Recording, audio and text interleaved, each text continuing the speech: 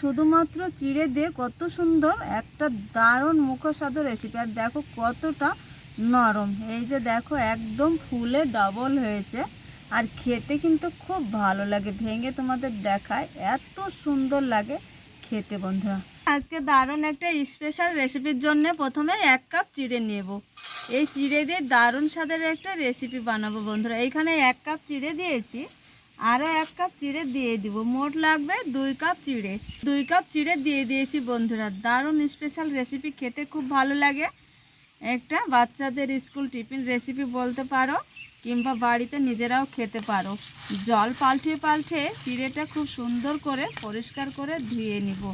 দেখো বন্ধুরা, চিড়েটা জল পাল্টে পাল্টে খুব ভালো করে ধুয়ে নিয়েছি। এবার চিড়েটা আমি খুব সুন্দর করে ডলে ডলে মেখে নিব। রুটি পরোটার ময়দা যেভাবে মেখে নেয় সেইভাবে মেখে নেব। এবার এইভাবে একটু হাত ঝাড়া জল দিয়ে দিয়ে মেখে নেব। তো দেখো চিড়েটা খুব সুন্দর করে ঠেসে ঠেসে মেখে নিয়েছি।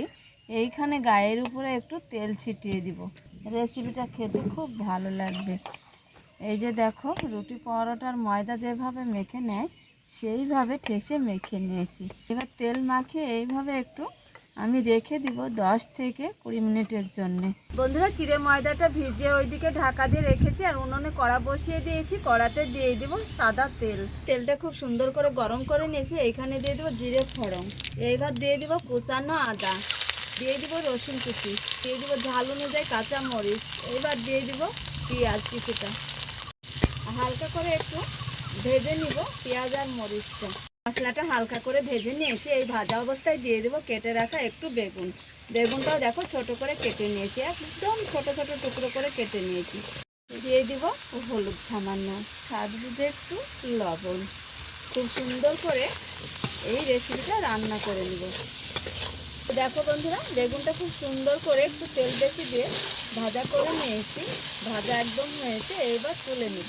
তো বন্ধুরা দেখো, চিড়েটা সেনে আমি রেস্টে রেখে দিয়েছি। আর ওইদিকে একটা পুর তৈরি করে নিয়েছি। এইবার একটা রুটি বেলে নিব। বেলন চাকিতে ছড়িয়ে দেবো শুকনো ময়দা। এই যে ডো তৈরি করে নিয়েছি। এবার আমি একটা ছোট্ট করে রুটি বেলে নিব। একটা ছোট্ট রুটি বেলে নিব। ছোট্ট করে একটা সাইজের রুটি তৈরি করে নিয়েছি। এই যে বেগুনের একটা পুর তৈরি করেছি, খানিকটা পুর দিয়ে দিব। এবার সাইডে চারিদিক দিয়ে একটু আঙ্গুলে জল নিয়েছি, এইভাবে মাখিয়ে দিব। এই যে বন্ধুরা, দুটো মুখকে এইভাবে নিয়ে একটু আমি মরিয়ে নিব। খুব ভালো করে এইভাবে সিল করে নিতে হবে। এই যে দেখো, একটু আঙ্গুল দিয়ে চেপে সিল করে নিতে হবে। সিল করে দিয়েছি, অসুবিধা হবে না। এবার এইভাবে আবারও চেপে মুখটাকে সিল করে দিতে হবে। তো দেখো বন্ধুরা, একটা তৈরি করে নিয়েছি, সাইডে প্লেটে আমি রেখে দিব। সবগুলো এইভাবে তৈরি করে নিব। তো বন্ধুরা দেখো, বেশ কিছুটা তেল কড়াই দিয়ে আগেই আমি বসিয়ে দিয়েছি, খুব সুন্দর করে গরম করে নিয়েছি। এইখানে দিয়ে দেবো রেসিপিগুলো তেলের উপরে।